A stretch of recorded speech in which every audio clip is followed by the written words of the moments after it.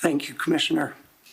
Prime Minister, I'm Mark Pauley, and as you heard, I represent Handong. I'm going to start with the same issue that Mr. DeLuca finished with, and that is the allegations that were made in the newspaper, in Global at least, relating to the two Michaels. And we, as you know, we heard yesterday from Mr. Clow, among others, and Mr. Clow told us about how after the leaks came out, there were discussions about what to do, how to respond, whether there could be any response. And in particular, he said there were a number of discussions about how to get the truth out that the story was wrong. And he explained that up until yesterday, he was not able to say that publicly. Are you able to, first of all, tell us, did you have conversations like that as well about whether there was anything the government could do, whether anything you could do? Well, further, what we actually did was engage the special rapporteur who had the opportunity to go through the evidence and state quite categorically that the allegations were false.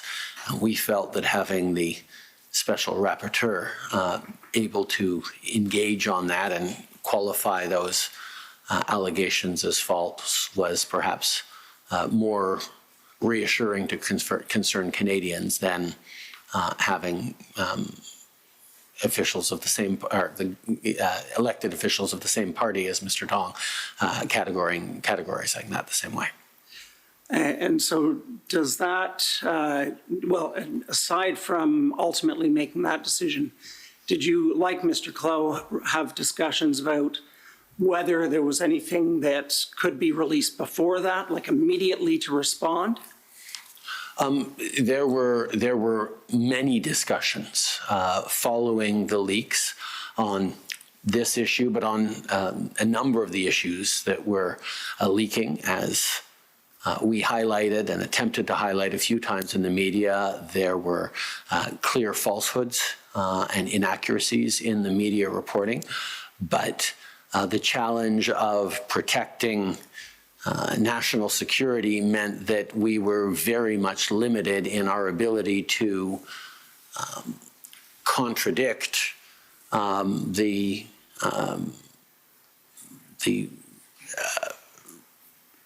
false allegations being made by the leaker. And that difficulty you're describing, although we've heard, as I say, Mr. Clow talk about finally being able to say something publicly yesterday, you're speaking about it today to some extent. But I take it that same tension continues, that there's only so much, as we can see, that you're able to say. But given, as Mr. Clow pointed out yesterday, we are now in a position to express and to repeat that the way it was characterized in the media was wrong. Okay. So let me turn to buses. The ongoing discussion about buses. We heard about you being briefed by Mr. Broadhurst in September 2019, and you talked about him flagging concerns and describing this scenario of students being brought to Don Valley North nomination meeting. And you asked whether the intelligence agency understood this thing that busing people to nomination meetings is standard, or I think you said regular earlier. Is that right? Yes. And it will be your last question. Thank you. And you, sorry, let me make sure. And you raised the issue of whether the intelligence agency understood this basic issue that someone like you who knows politics and nomination campaigns knows. And did you figure out an answer to that, whether the people at the agency who were reporting this had that context? Oh, certainly. Listen, our intelligence agencies, even though they don't organize nomination meetings themselves, as political parties do, regularly turn to experts and learn about the things that they don't know about when they need to.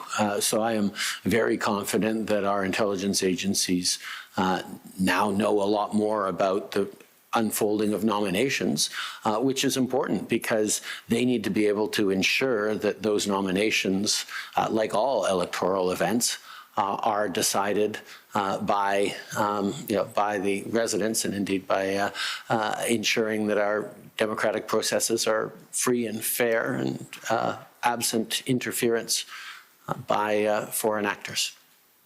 Okay. Thank you. Thank you.